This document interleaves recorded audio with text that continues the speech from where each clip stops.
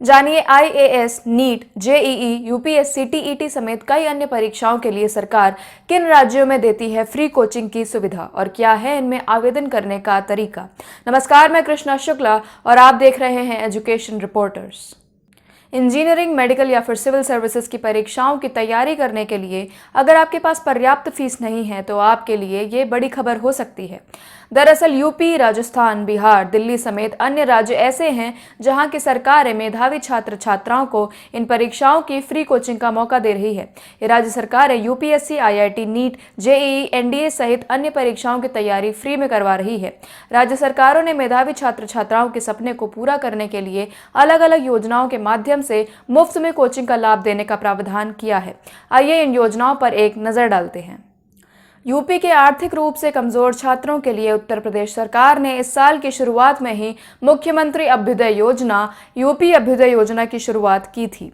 इस योजना के अंतर्गत राज्य के आर्थिक रूप से कमजोर परिवार के बच्चों को मुफ्त में ऑनलाइन और ऑफलाइन कोचिंग दी जाएगी। इस योजना के तहत सरकार संघ लोक सेवा आयोग, आईएएस, आईपीएस और पीसीएस, उत्तर प्रदेश लोक सेवा आयोग अधीनस्थ सेवा चयन आयोग की ओर से आयोजित होने वाली परीक्षाओं की तैयारी के लिए फ्री कोचिंग दी जाएगी।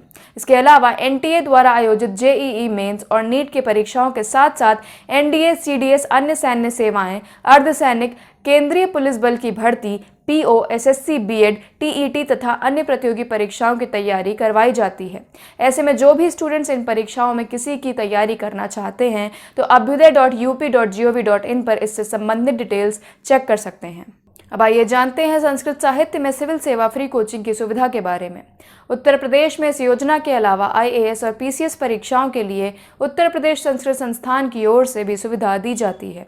संस्थान 1 नवंबर से संस्कृत साहित्य में सिविल सेवा के निःशुल्क कोचिंग का तीसरा सेशन शुरू करेगा। यूपी संस्कृत संस्थान की ओर से फ्री कोचिंग में विशेषज्ञों द्वारा संस्कृत व्याकरण, भाषा शास्त्र, दर्शन, महाकाव्य, संस्कृत नाट्य शास्त्र, संस्कृत गद्य और पद्य पढ़ाया जाता है। निःशुल्क कोचिंग में ग्रेजुएशन कर चुके 21 से 35 वर्ष तक के अभ्यर्थी शामिल हो सकते हैं। हालांकि आवेदन की प्रक्रिया हाल ही में बीत चुकी है। इससे संबंधित ज्यादा जानकारी के लिए उम्मीदवार यूपी संस्कृत संस्थान की वेबसाइट upsangskritsansthanam.in संस्कार पर जाकर चेक कर सकते हैं।